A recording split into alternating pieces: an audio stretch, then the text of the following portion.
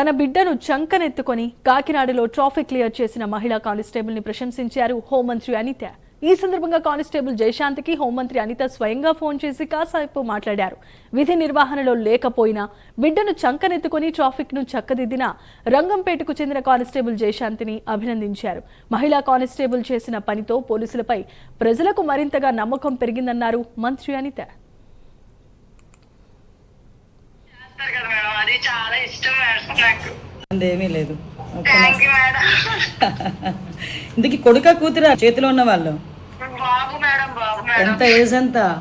2 సంవత్సరాలు 5 నెలలు madam. Very good. ఆడిని ఎత్తుకొని ఆడికి ట్రాఫిక్ రూల్స్ చెప్పేస్తున్నావా? చెప్పాలి కదా మేడం, మన బాధ్యత. Very good. మీతో పోల్చుకుంటే నిజంగా నాకు చాలా.